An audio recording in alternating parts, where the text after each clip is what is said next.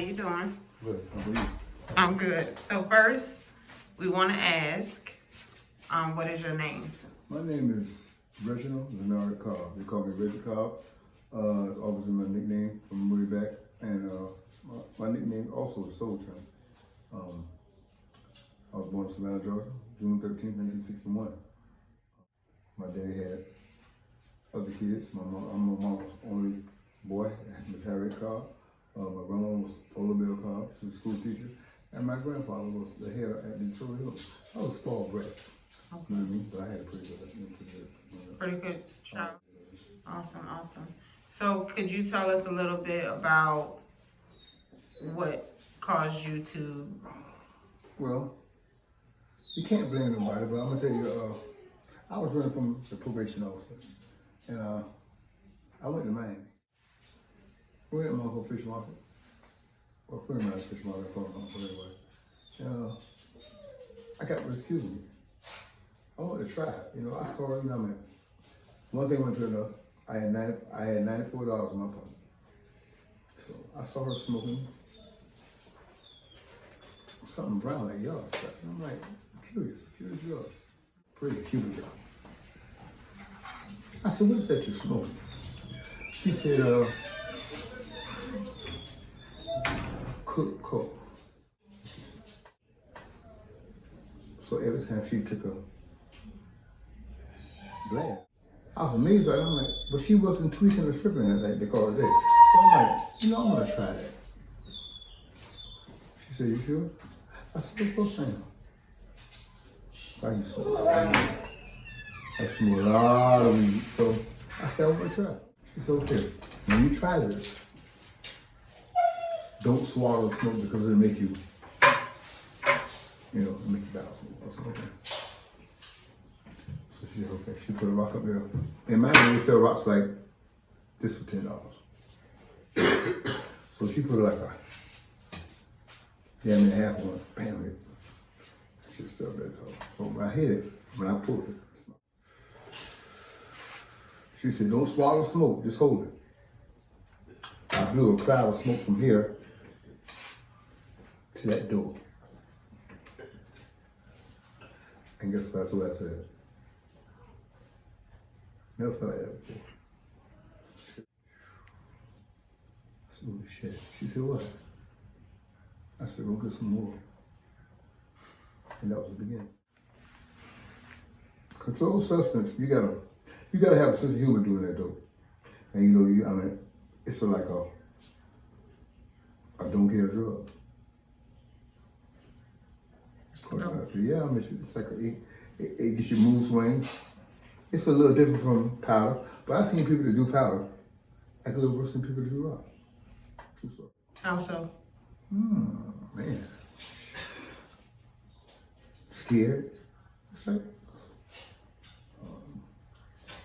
Well, what do you think the difference is? well, I think the difference is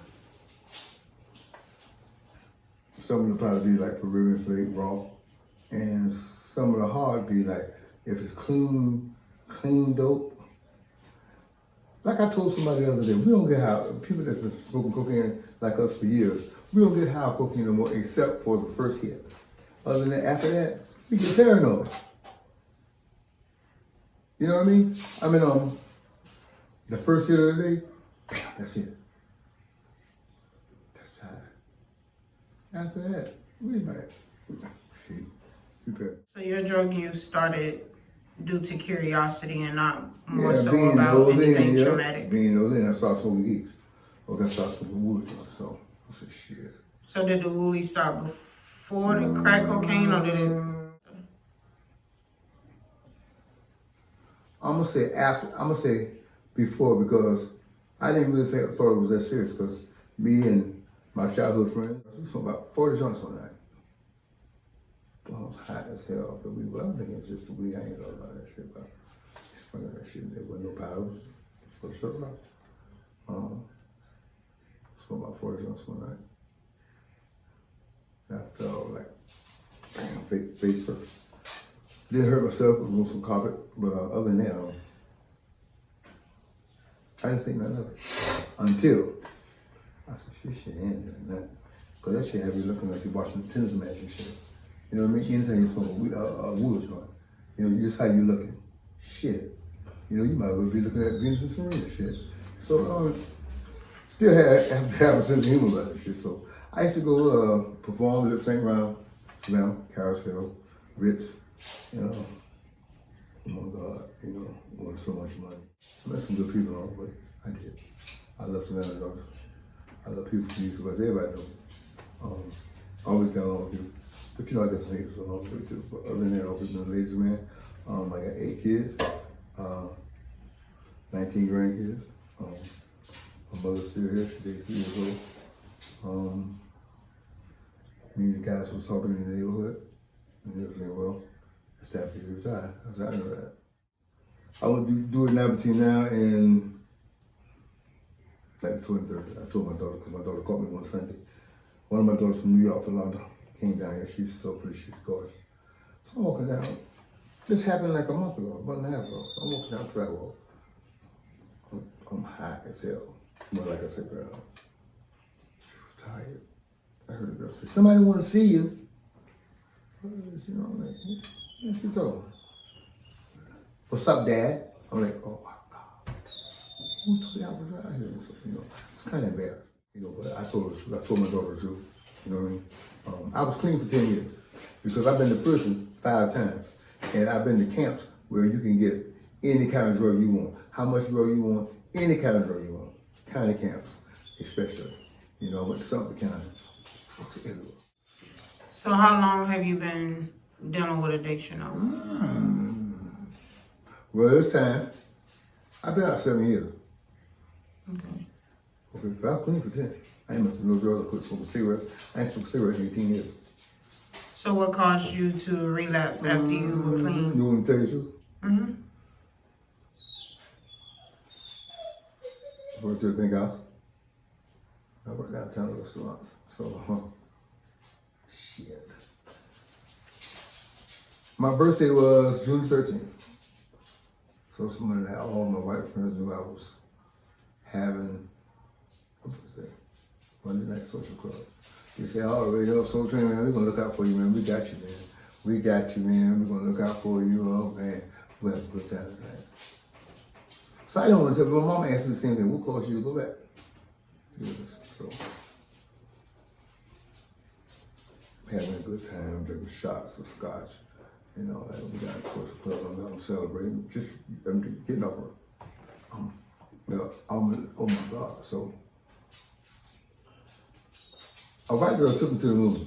And what I mean by that is, we're gonna be sure. She said, it's your birthday, Soul Train. And I got something for you. So white girl took me to the moon. And what I mean by that is championship. So, you know, championship. Yeah, oh my God. You know, oh my gosh. And the way I used to do that is, it was, you know, that's what happened. So, I didn't mean for that to happen. do you think that your addiction has caused any impact on your family at all? You know what? I've never, it has. Because, like I said, you know, good upbringing, good parents, good family support.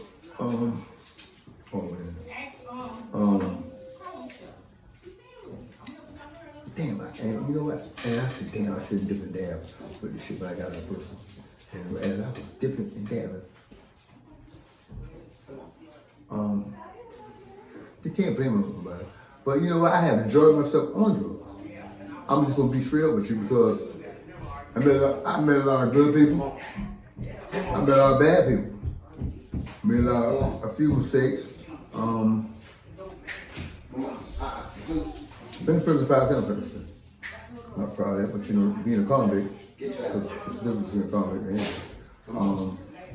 You gotta have a sense of humor with this drug. And that's what a lot of people like about it because I still keep our composure. And sometimes I'll be in trouble or whatever. But I keep my composure. I keep my sense of humor. I can dance, I can sing. Now, but I can dance, I can sing. With instruments. I can do all that. And when I was told someone I was going to get interviewed, I said, well, I know I was got $20. So I said, I'm going to do something else with it. So, and I appreciate that. But you know, when she told me, Nikki, you got an interview, and told me who was doing it, I said, oh, of course, man, you don't need a problem. Got nothing to hide. But you know what, the controlled substance, crack cocaine is a drug that young people shouldn't do. If you start to do it, man, let me tell you something.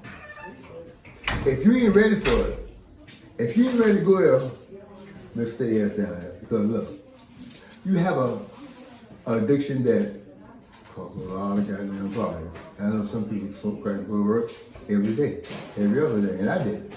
And I still can do it. It's totally up to you though. You know what I mean? I ain't trying to be about the council or whatever, but you know, people out there that I love and care about, you know what I'm saying? You just keep family support and stay focused. It ain't no different. I mean, like I said, probably ain't no different to me. I mean, you know, it's not. Because anytime you put fire to cocaine, you are freebasing, okay? Let me say that. Anytime you put fire to cocaine, you are freebasing. So if you put powder in your cigarette, if you putting powder, if you do powder and you put powder in your cigarette, powder in your joint, I promise you, you are freebasing. You're a dumbass if you don't believe it. You understand what I'm saying? I'm just telling you straight up. Other than that, you know, you have a lot of good people in this program. Can you explain to people who watch this video what freebasing is? Freebasing is, well, freebasing was back in the day with a torch, with the golden grain. It's basically the same thing, but you know, after the torch, like, and the golden grain was the cotton ball, you took that thought, okay, that means you're probably gonna get all that shit. But now, after that, shit, you know, freebasing started like before the antennas and the cans. The cans were the best things to me because I like to sell. You know, I used to sell cans. 13 holes, no operator. 12-ounce cans, always was about. RC Cola, like our Royal Crown, which is like this for Reggie Cobb. I had Royal Crown can sodas. And I got those because of my initials. 13 holes in the middle, no operator. People used to come off the east side and buy my cans. Because you know, you rust them out. Like, and residue, yellow rocks fall, you know, go through the ashes. But long story short, I think the cans was better. But before that, people was going around car lots, popping antennas. And a lot of people was getting in trouble with that. Because antennas, you know, I never did it. But I tried smoking dope off an antenna and I'm like, this ain't gonna do it. I stayed with my can. I stayed with the can. I promise you I did. And I think we've seen a lot of those on movies and stuff. Oh my God, I mean, you know, one thing about crack cocaine, you got clean dope. Like I told somebody, he's up with this whip shit. You got good whip, bad whip, fucked up whip. Can you explain to viewers what that is? Okay. All three? Okay. Good whip have you on the ground. Okay? Bad whip is, it makes you, and you awful taste. That's that bad whip. Simple. Awful. We didn't taste the whip. But you got whip. I mean, you know, and another thing, there's fentanyl stuff out here. I know I done ran across it. People we done ran across it. I know it. But you have greedy smokers too. That causes it causes greedy smokers to like be greedy. And but ain't no way I ain't ran across it. It ain't no way. But you just gotta be careful. Powder is powder, and it's in the powder, and it's in the rock. But can you tell us the worst experience you have ever had on the streets? Worst experience. Something you I never got wanted it. to happen again. Okay. I got out of jail. What was that, 96 on out of ball. So I had some dope in an album cover when I got home. True story. Facts. Robert, so Lawrence Hughes and my big mama Sharon, they was riding down the bush when I was coming in. 8 brothers. Never shit. Shit. So I sold him a 50. So me and my big mama went in my backyard on 42nd Street, where I was born and raised at. That's where I was born and raised at, 1016 West 42nd. You know, that's where I was born in about Camp Park, you know what I mean? 30th Street, you know. Long story short, so it was in the backyard. I'm hitting off a bone. It's a bone. I had a bone. I used to smoke bone. I'll show you. I wish I had.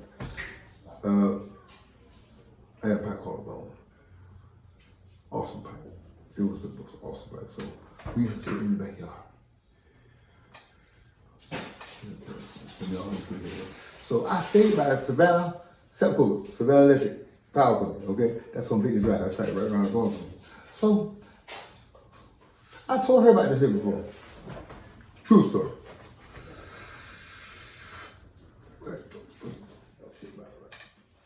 Yeah, I heard something say.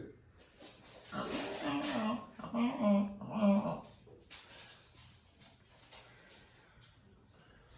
was clapping from here that door.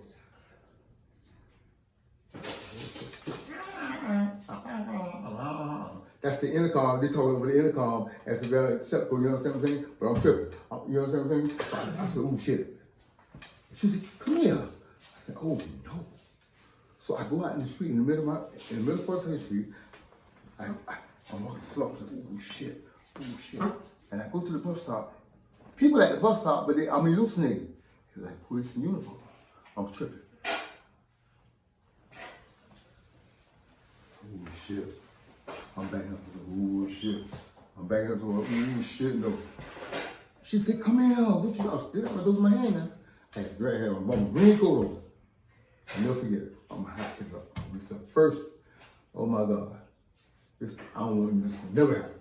Bam, I took up all my clothes and ran straight up Hopkins Street. Barefoot, you know I'm back, but I'm barefoot. Bam, I ran in the middle of the cab. I'm butt naked. I said, man.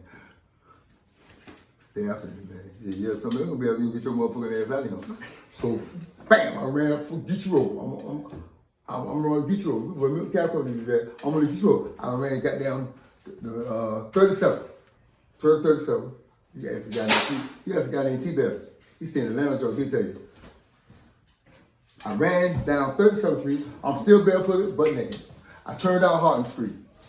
When I got to Hardin Street, I turned down 38, going up to Florence. And I ran up, and I ran back down this way I took a right at Florence, and went all the way to 40th Lane, and went up that goddamn, went through 40th Lane, and went to the cut, and came out of 41st, right? And guess what? She got my big one got on my clothes, and then she know what I'm. That's a goddamn shit.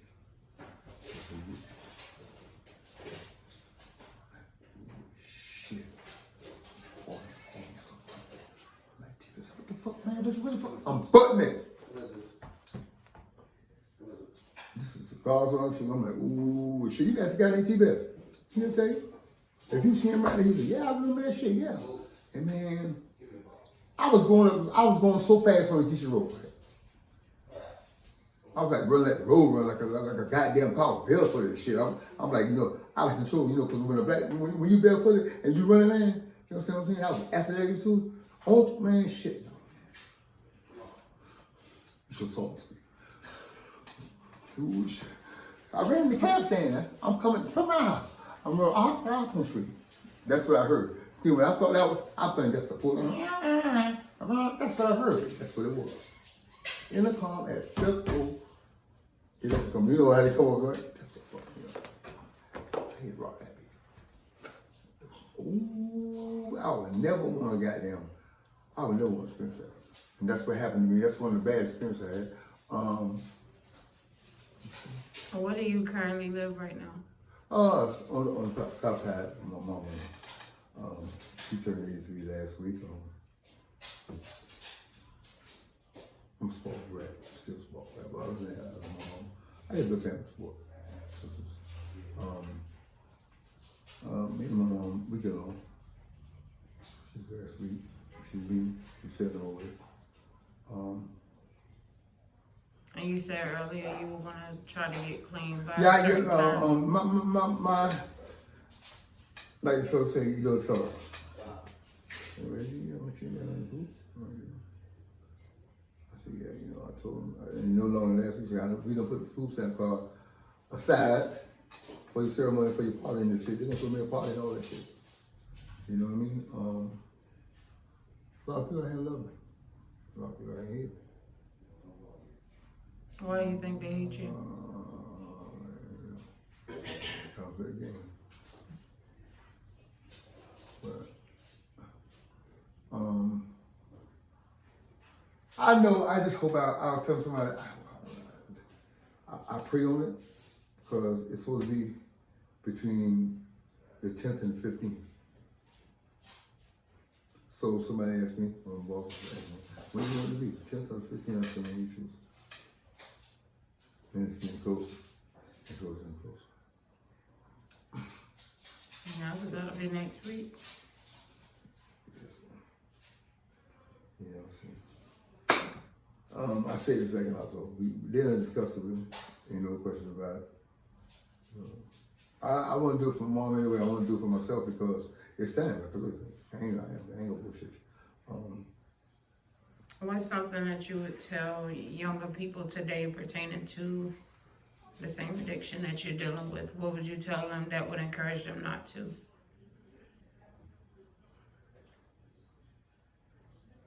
If you ain't ready to go to the chain gang, because you're going to prison. You end up in prison, or you end up dead. That's a fact. Prison or dead. And how did you end up going to prison? Oh man, I caught sales. That's what people think. I mean, you know, my first drug case was I got busted with a whole pound. You know, sell half pounds of weed and all that shit. You know, I picked up. I was doing. I think I've been smoking that shit the whole time. You don't get it to us for real. I'm serious. I'll pick that up, bro.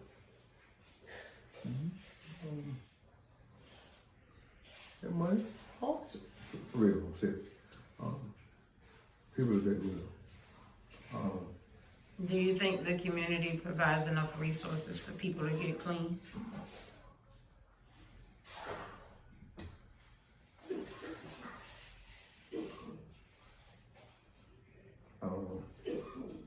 Hell of a question.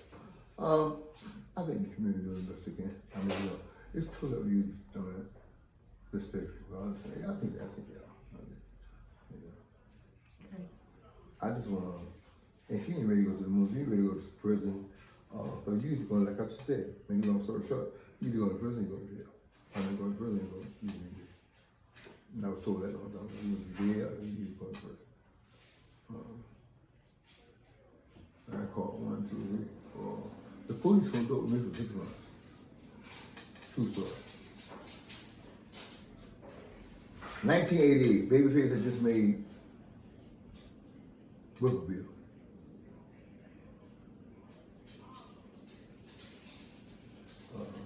The police trap, it was called trap then, came and smoked dope with me for 6 months.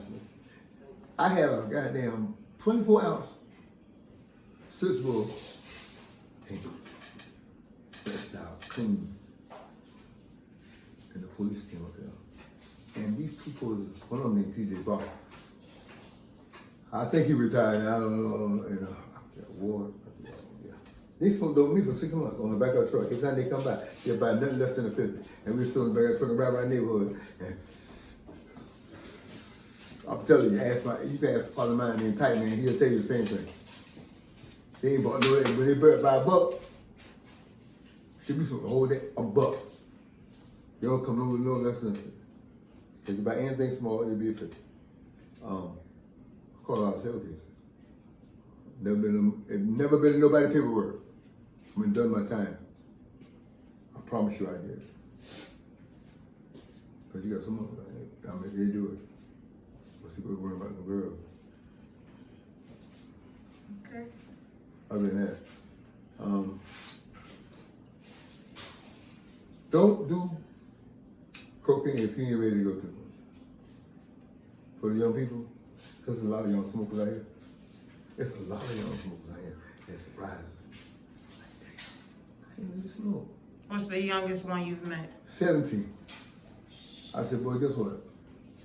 That shit gonna change your life. This ain't no goddamn bit, boy. I don't know what the fuck you think about. But what I'm telling you, right? I'll make you know. But you know, I'm not a smoker. I'm not a crackhead. I'm not a crackhead. Because we're different from other smokers. And it's a group of us that smokes around the clock, which means that anytime we want it, we can get it. Don't get it twisted. We are,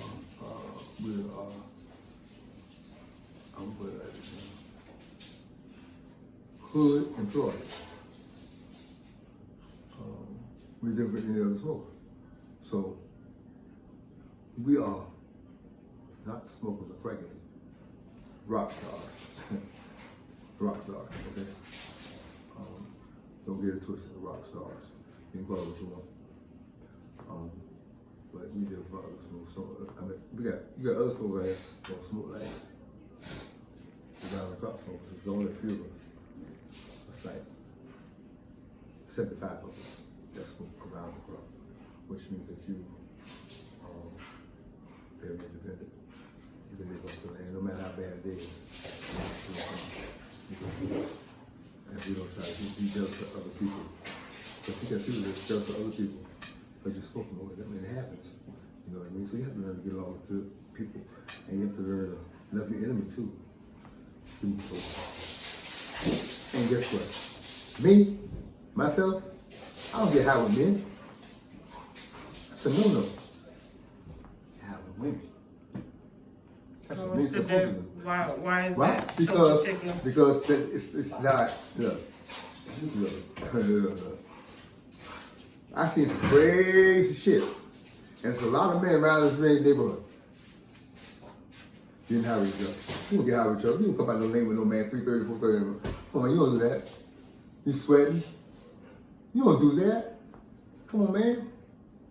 For real? You doing your time like that? Man, I can have a women. I promise you that shit. I don't believe that shit.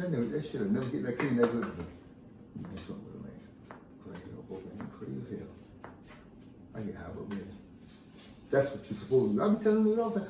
Y'all men right here getting high with each other. There's a lot of that shit going on. I mean, some of the bosses be talking like, man, I tell you, man. I can point it out to you. I'm like, God damn, for real? Y'all do no damn push-ups in the lane. It's 3:30 in the morning. 4 o'clock. What you doing push-ups up, boy? Boy, stop. But other than, long story short, I Is there any last statements that you would like to say to viewers pertaining to? I know you said you're a rock star, so we'll name you Rockstar Reggie in the video. Soul Train, Soul Train. Rockstar Soul Train. Because you know I love rock and roll. I'm a rock and roll lover. I'm a music lover, seriously. Seriously. You gotta ask your mom. Seriously. You wouldn't believe it. And my pastime, I do music. Music took me to the change. I always been a music lover. The first song I ever learned how to sing was Since I Lost My Baby by Temptation. That's the first song I ever learned how to sing. And that came out in 1965. And I was singing that goddamn song at 4 years old. David Ruffin. I remember I had an album called Temptation. And it was a great album. But that's in your husband. I want you to listen to that album. Temptation. I want you to listen to the whole album. Temptation. They on the cover look like suits. They were the original Temptation. That is a great album. And that's what brought me up. The album. Temptation was my favorite group. I used to go to concerts all the time. So saw James Brown, the social radio. My mom took me to see James Brown, he used to but I'm a music girl. Long story short. Other than that, but I want to tell the young people, man, y'all keep yourself up, stay focused. If you mess with that controlled substance, you're sneaking. Well, I mean, you don't need to sneak it. Because if you dip and dab and you think nobody don't know, and the reefer run out and all that shit there, powder run out, that shit will start from right here. That shit will start from right here. That's what it's called. Cheekbone. What happens with the cheekbone? Oh man, that's when you go to lose weight. Yeah, stop right. It starts from right here. The weight. I was like, boy, almost 200 pounds. I can't. Now I can have a stop sign. But the long story short, get it back. Time for me to get it back. I actually put it in the interview, but that's what's going on. You know what I mean? Because supposed to have ceremonies like be like a roast.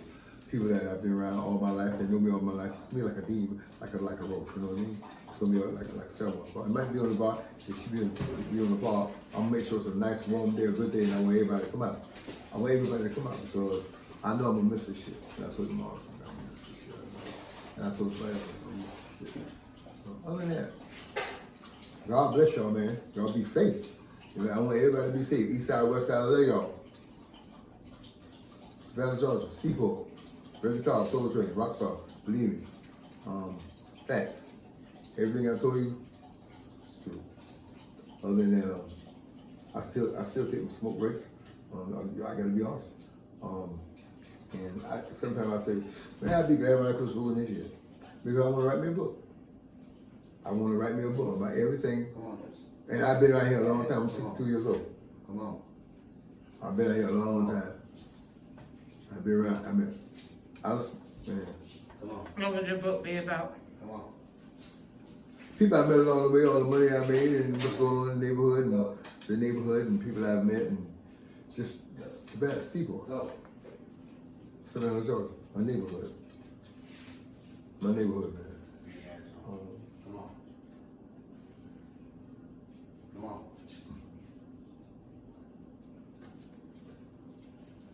All right, well, we want to let you know we appreciate you, Mr. Reggie, for sharing your story with us today. Rockstar, thank you very much, man. I appreciate you, you know, having me, you know what I mean? Come on. Appreciate you.